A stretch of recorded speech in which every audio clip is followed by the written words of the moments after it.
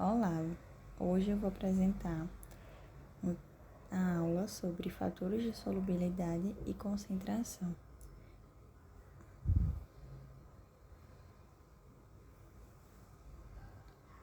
A solubilidade é a quantidade máxima de uma substância, soluto, que pode ser dissolvida em uma quantidade de solvente a uma temperatura e pressão específicas.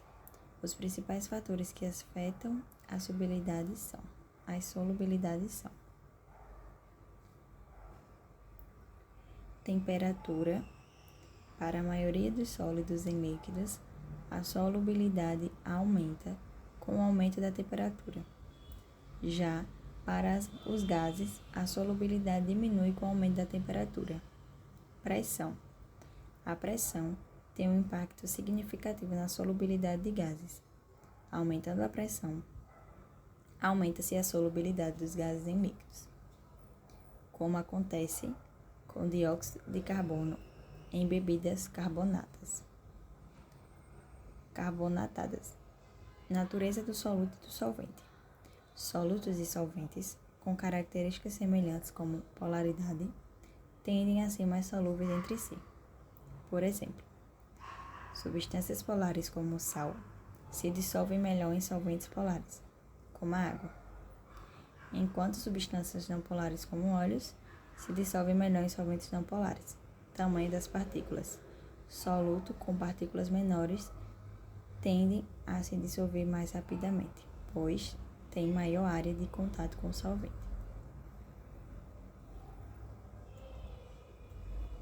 Agora, vou explicar sobre curva de solubilidade. A curva de solubilidade é uma representação gráfica da solubilidade de uma substância em função da temperatura e, às vezes, da pressão para um solvente específico. Ela mostra como a quantidade de soluto que pode ser dissolvida em um solvente muda à medida que a temperatura ou pressão varia, mantendo a pressão ou temperatura constante. Nesse contexto, temos o eixo X, que está a temperatura. À medida que a temperatura aumenta, geralmente a solubilidade também aumenta. Eixo Y, solubilidade, geralmente em gramas de soluto por 100 gramas de solvente. Exemplos. Sal, o NaCl, é muito solúvel em água. Isso significa que você pode adicionar grandes quantidades de sal à água até um certo ponto, e ele se dissolverá completamente. Óleo, por outro lado, não se dissolve bem em água, porque são substâncias com diferentes características de polaridade. Tipos de solubilidade. Solubilidade em sólidos. O soluto sólido se dissolve em um solvente líquido. A maioria das substâncias sólidas, como sal, açúcar e ferro, tem solubilidade variável em líquidos. Solubilidade em gases. Gases se dissolvem em líquidos. Oxigênio, o O2, e dióxido de carbono, CO2, são exemplos de gases que se dissolvem em água. A solubilidade em um líquido geralmente diminui à medida que a temperatura aumenta, e aumenta com o aumento da pressão, como explica a lei de Henry.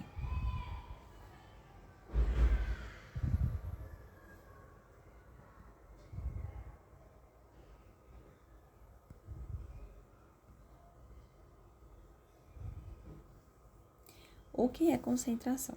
A concentração de uma solução é a quantidade de soluto que está dissolvida em uma quantidade fixa de solvente de solução. Uma solução pode ser diluída com pouca quantidade de soluto ou concentrada com grande quantidade de soluto. A concentração é importante em muitos campos, como química, medicina, farmacologia, engenharia e entre outros. Por exemplo, em experimento químico, é importante saber a concentração de uma solução para controlar a quantidade de reagentes. Ou, em farmacologia, a concentração de um medicamento é crucial para determinar a sua dosagem.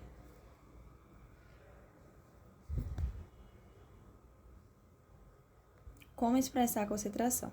Primeiro passo, molaridade. Molaridade é uma das formas mais utilizadas para expressar a concentração de soluções em laboratório. Ela é definida como o número de mols de soluto dissolvidos em um litro de solução. Exemplo, se dissolver 1 mol de NaCl cloreto de sódio em um litro de solução, a molaridade será 1m. 1 mol. A molaridade é útil em muitas reações químicas, pois permite calcular a quantidade de reagente necessária em uma reação. Passo 2. Molaridade. A molaridade é a quantidade de mols de soluto dissolvido em 1 kg de solvente. Ao contrário da molaridade, a molaridade não depende da variação de volume.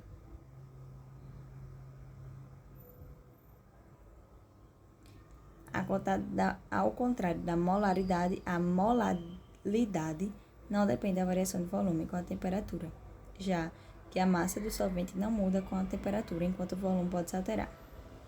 Exemplo, se dissolver 1 mol de NaCl em 1 kg de água, a molaridade será de 1 mol. A molalidade é especialmente útil em experimentos que envolvem mudanças de temperatura, como o cálculo de elevação do ponto de ebulição e abaixamento do ponto de congelação de soluções. Temos a fração molar, que é a razão entre o número de mols de um componente e o número total de mols na solução.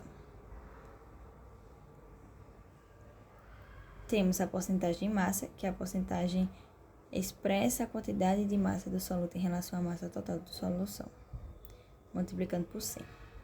Temos um exemplo que, se em 100 gramas de solução temos 10 gramas de NaCl, a porcentagem de massa de NaCl será. Aqui podemos ver.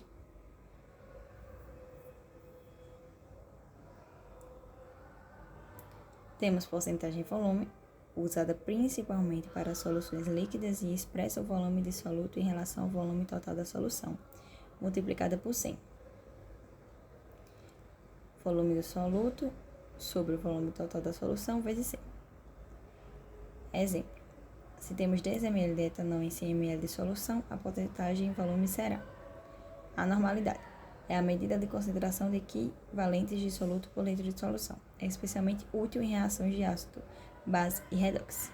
Exemplo, se uma solução de H2SO4 tem um equivalente de H2SO4, 1 litro de solução, ela terá uma concentração de uma normalidade. Agora, vou falar sobre a saturação da solução. Uma solução pode estar saturada, insaturada ou supersaturada. Solução saturada. Quando a quantidade de soluto dissolvido atinge o limite máximo que o solvente pode dissolver a uma dada temperatura.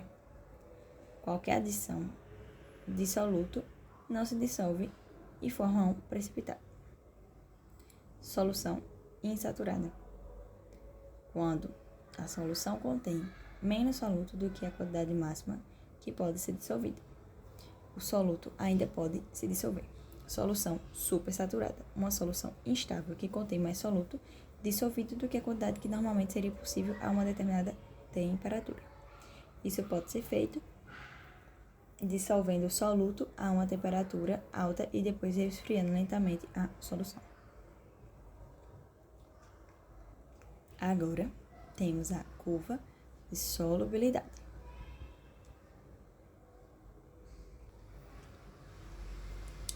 Curva de solubilidade. A curva de solubilidade é uma representação gráfica da solubilidade de uma substância em função da temperatura e, às vezes, da pressão para um solvente específico. Ela mostra como a quantidade de soluto que pode ser dissolvido em um solvente muda à medida que a temperatura ou pressão varia, mantendo a pressão ou temperatura constante. Nesse contexto temos eixo X, eixo da temperatura. À medida que a temperatura aumenta, geralmente a solubilidade também aumenta. Eixo Y, solubilidade. Geralmente em gramas de soluto por 100 gramas de solvente, gramas por 100 gramas, ou outras unidades apropriadas. Esse eixo mostra a quantidade máxima de soluto que pode ser dissolvido em uma quantidade fixa de solvente em determinada temperatura. A ilha da curva de solubilidade separa a região onde a solução está saturada daquela onde está insaturada. Abaixo da curva, a solução será insaturada, o que significa que mais soluto pode ser dissolvido. Na curva, a solução está saturada, o que significa que a quantidade máxima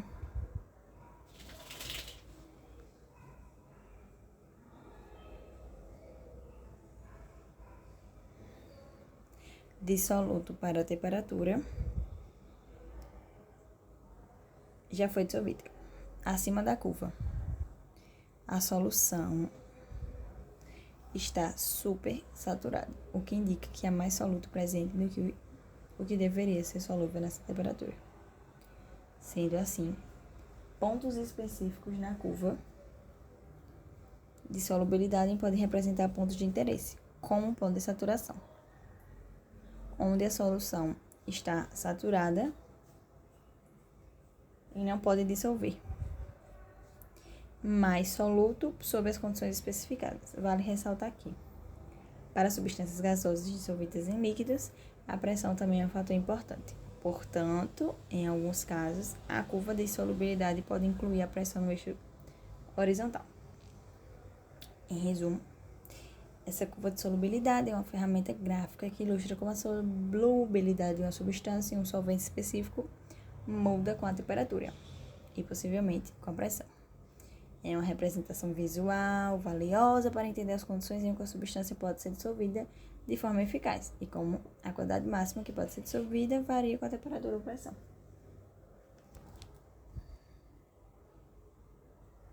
Além disso, na concentração, aumentando a concentração de um ou mais reagentes, a velocidade também é aumentada.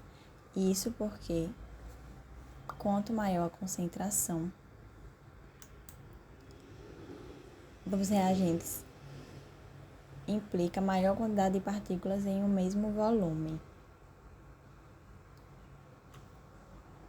Isso é,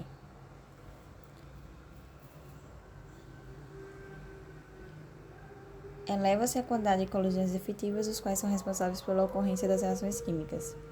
Superfície de contato. De modo geral, as reações químicas acontecem na interface entre duas faces, exceto para gases e substâncias em solução. Dessa forma, a velocidade de um processo químico depende da superfície de contato entre as fases que reagirão. Além disso, na concentração, aumentando a concentração de um ou mais reagentes, a velocidade também é aumentada. Isso porque, quanto maior a concentração dos reagentes, implica maior quantidade de partículas em um mesmo volume. Isso é,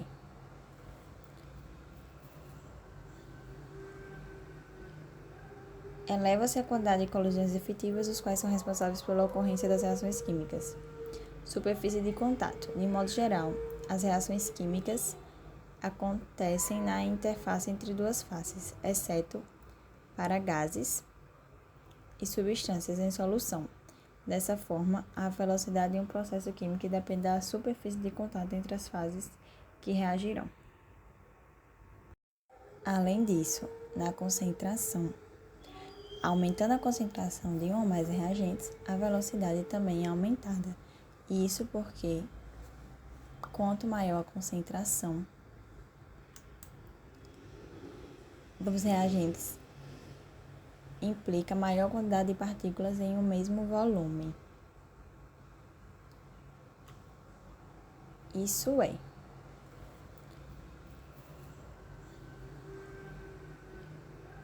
eleva-se a quantidade de colisões efetivas, os quais são responsáveis pela ocorrência das reações químicas.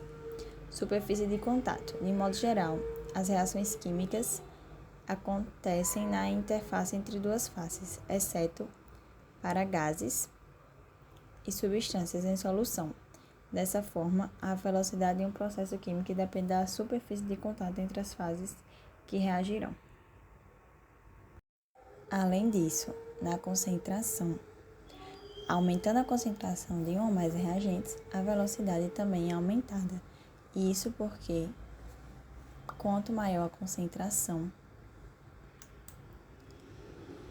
dos reagentes, implica maior quantidade de partículas em um mesmo volume. Isso é,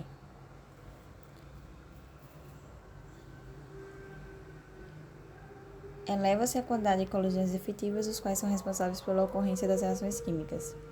Superfície de contato. De modo geral, as reações químicas acontecem na interface entre duas faces, exceto para gases e substâncias em solução. Dessa forma, a velocidade de um processo químico depende da superfície de contato entre as fases que reagirão.